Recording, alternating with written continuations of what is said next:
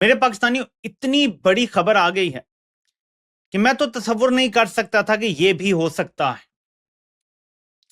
और मैं जब इस वीडियो के लिए थंबनेल बना रहा था तो उस वक्त तक ये कंफर्म नहीं हुआ था। मैंने सिर्फ सोशल मीडिया पर रिपोर्ट्स देखी थी, फिर अपने कानों से सुना और फिर जाके मुझे ऑफिशियल कंफर्मेशन भी मिल गई। जब मैं आपको ये बताऊंगा तो आपके पांव के नीचे से जमीन निकल जानी चाहिए। नरेंद्र मोदी ने साबित किया है कि भारत को डेड इकोनॉमी समझा क्या?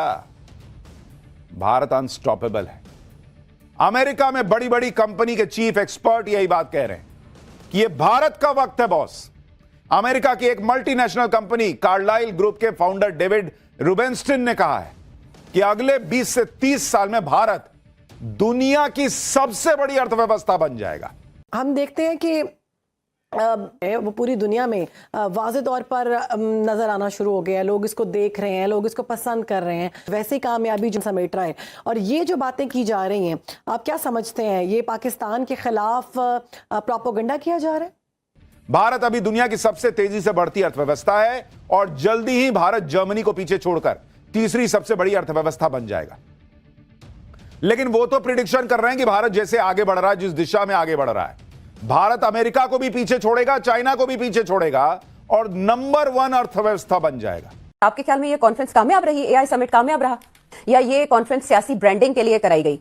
नहीं, डोंट अंडर एस्टिमेट इंडिया की जो एआई इंडस्ट्री है और उसके जो टेक्निकल कॉलेजेस हैं, दे वेरी हाई क्लास, उनकी जो यूनिवर्सिटीज हैं, एंड आई थिंक इसीलिए their export of manpower specially to Silicon Valley in California. आप सोचिए, ये अमेरिका के लोग कह रहे हैं। एक तरफ अमेरिका के बड़े बड़े बिजनेसमैन नरेंद्र मोदी और भारत की ताकत के बारे में बात कर रहे हैं और दूसरी तरफ ट्रंप हैं जो ये मानकर बैठे हैं कि वही सबसे ताकतवर है, उनके आगे कोई है नहीं। यह ऐसी खबर है जो आपको जवाब दे देगी कि क्यों ट्रंप शहबाज शरीफ के कंधे पर हाथ रखता है, क्यों फेवरेट फील्ड मार्शल करार देता है आसिम मुनीर को। यह वो खबर आ गई है जिससे आपको सारी हकीकत पता चल जाएगी। और specially the fact that Indian बहुत से top quality Indian CEOs AI companies के और डिजिटल कंपनीज के हेड्स हैं एंड सीईओज हैं, तो आई थिंक वो उनकी एक स्ट्रेंथ है, इसमें कोई शक नहीं है। मगर अगर ये सब है, सच है, आप बेहतर जानते हैं, आप बताएं। अगर वो उस वक्त झूठ कह रहा है तो अभी भी झूठ कह रहा है, मगर अगर वो सच है तो ये जो प्रोग्राम ये पेश किया गया है लोगों के सामने, तो ये प्रोग्राम और कौन सा प्रोग्राम होगा भाई? दोस्तों, इस वक्त important development in terms of tariff चल रही है कि क्या अमेरिका के जो टैरिफ हैं वो 18% से 10% पे आ गए हैं भारत के ऊपर। आप इमेजिन करें, दिस इज व्हाट इंडिया ने की हुई है। गो के इंडियंस कहते हैं कि हमने नहीं की हुई, लेकिन ठीक है जी, सही कह रहे हैं। मैं ऑर्डिनरी व्यूअर कब सोच रहा हूं, डॉक्टर साहब जो हैं वो बड़े टेक्निकलिटीज में गए हैं। जीडीपी किसी को समझ नहीं आता है, क्या है जीडीपी डॉक्टर साहब? बात असल ये है, वो जानना चाहते हैं थिंग्स महंगे होंगे कि सस्ते होंगे, बेहतर होगा, नौकरियां होंगी, घर का ये वो। और सब कहते हैं, साथ साथ सब कहते हैं कि इतना बड़ा कर्ज तो कभी रहा ही नहीं है, हमारे हिस्ट्री में ऐसा कर्ज नहीं रहा है। 10 साल में जो इन्होंने 6 साल में जो कर्ज लिया है, ये पूरी 70-60 साल में नहीं लिया है। तो ऐसे में दफ्तर खारजा के तर्जुमान ये कहते हैं कि हमने अपनी रेड लाइंस बता दी हैं। डू यू थिंक कि अमेरिका पर ये वाजे कर दिया गया है कि हम किसी ऐसी फोर्स का हिस्सा नहीं बनेंगे जो हमास को गैर मुसल्लह करने के मिशन में हो शरीक? आयशा, हम कौन होते हैं रेड लाइंस बताने वाले? हम कौन है? डोनाल्ड ट्रंप के सामने हम कुछ भी नहीं है, इसलिए हम अपनी रेड लाइंस बता दें। हम रेड लाइंस का लफ्ज इस्तेमाल नहीं करना चाहिए, हमें इनको कहना चाहिए हमारी मजबूरियां हैं कि हम अपने अवाम के खिलाफ वो सारा दौड़ जाएंगे अगर हमने इस किस्म की कोई चीज की। तो ये बता दे, रेड लाइन शेड लाइंस का जो है ना, ये ऐसे ऐसे करके हमारी रेड लाइन, अरे भाई आपकी क्या रेड लाइन? रेड लाइन तो डोनाल्ड ट्रंप की है। तो आप सो फार सो गुड, बड़के मारने की जरूरत नहीं है, play it cautiously and carefully.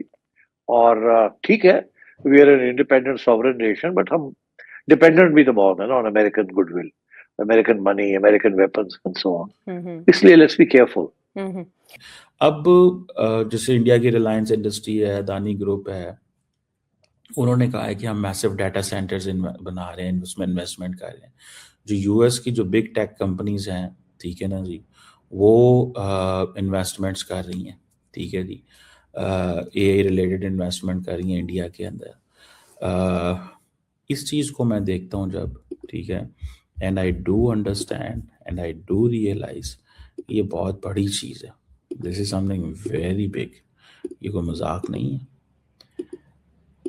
India को जो एडवांटेज है ना, मैं पहले भी कई दफ़ा कह चुका हूँ, वो उसके प्राइवेट सेक्टर का है।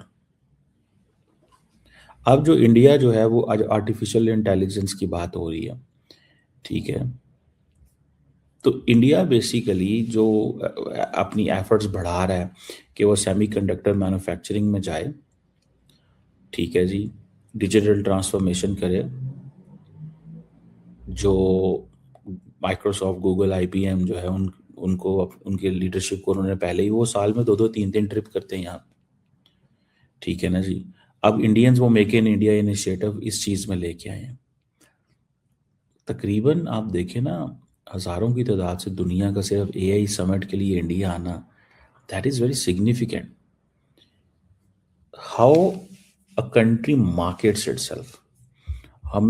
हमारे केस में क्या होता है कि हम बहुत कोशिश कर रहे होते हैं कि दुनिया के अंदर जो है ना, हम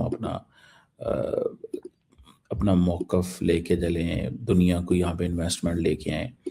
फिर क्या होता है दोस्तों, आजकल सिर्फ एक बात का ही शोर है, भारत का डंका। वो ज़माना गया जब लोग कहते थे कि India might become a super power, but आज की डेट में माइट नहीं, इसका टाइम आ चुका है। वीडियो में आप देख सकते थे कि कैसे PM मोदी और डोनाल्ड ट्रंप की वो आइकॉनिक केमिस्ट्री ने पूरी दुनिया को हिला के रख दिया था। तब सिर्फ एक हेडलाइन थी, लेकिन आज ये रियलिटी है। अमेरिका के टॉप CEOs और ग्लोबल मार्केट एक्सपर्ट्स का अब खुलेआम कह रहे हैं कि भारत अब नेक्स्ट ग्लोबल इकोनॉमी हब है। मतलब सीन बिल्कुल ज़्यादा सॉर्टेड हो चुका है। पिछले 10-14 सालों में जो ट्रांसफॉर्मेशंस आए हैं वो माइंड ब्लोइंग है। पहले हम सिर्फ बातें करते थे, लेकिन आज हमारी इकोनॉमी का ग्राफ सीधा ऊपर जा रहा है। एक्सपर्ट्स का प्रिडिक्ट कर रहे हैं कि भारत बहुत जल्द चाइना और US को पीछे छोड़कर वर्ल्ड की नंबर 1 इकोनॉमी बनने की रेस में सबसे आगे होगा। ये कोई हवाबाजी नहीं है। हमारा डिजिटल इंफ्रास्ट्रक्चर, स्टार्टअप्स और मैन्युफैक्चरिंग यूनिट्स आज ग्लोबल स्टैंडर्ड्स को मैच कर रहे हैं। जब ट्रंप के सामने भारत की ताकत की बात हुई थी, तब शायद दुनिया को इस स्पीड का अंदाज़ा नहीं था। सिर्फ अमेरिका ही नहीं, इजराइल, यूरोप और मिडिल कास्ट के साथ हमारी डिप्लोमेटिक गेम्स एकदम नेक्स्ट लेवल पर हैं। इंडिया अब सिर्फ एक मार्केट नहीं है, बल्कि एक ग्लोबल डिसीजन मेकर बन चुका है। बड़ी बड़ी टेक कंपनीज और इन्वेस्टर्स अब चाइना से एग्जिट करके इंडिया में रेड कार्पेट ढूंढ रहे हैं। क्यों? क्योंकि यहाँ स्टेबिलिटी है, विजन है और सबसे बड़ी बात, एक ऐसी लीडरशिप जो दुनिया की आंखों में आंखें डालकर बात कर सकती है। इसी वजह से आज पूरा वेस्ट भारत के सामने सरेंडर कर रहा है। Economy of course. अब इतनी बड़ी बातें जब सक्सेस होती हैं तो पड़ोसी की थोड़ी मिर्ची लगनी तो बनती ही है। पाकिस्तान मीडिया का तो हाल आप देख ही सकते हैं। उनकी न्यूज़ रूम में लिटरली मातम छाया हुआ है। वो हैरान है कि कैसे उनके पड़ोसी देश यानी कि भारत बिलियंस ऑफ डॉलर की डील साइन कर रहा है, जबकि वो खुद बेसिक चीज़ें के लिए भी स्ट्रगल कर रहे हैं। पाकिस्तान मीडिया की ये चीख एक्चुअली भारत की सक्सेस का सबसे बड़ा सर्टिफिकेट है। वो लोग शॉक में हैं कि भारत इतना अनस्टॉपेबल कैसे हो गया। दोस्तों, ये तो बस ट्रेलर है, पूरी फिल्म अभी बाकी है। भारत का गोल्डन एरा शुरू हो चुका है। क्या आपको लगता है कि अगले 5 साल में इंडिया टॉप इकोनॉमी बन जाएगा? कमेंट करके अपनी राय ज़रूर बताइए। अगर आपको वीडियो अच्छा लगा हो तो वीडियो को लाइक और चैनल को सब्सक्राइब करना ना भूलें। मिलते हैं अगली वीडियो में। जय हिंद।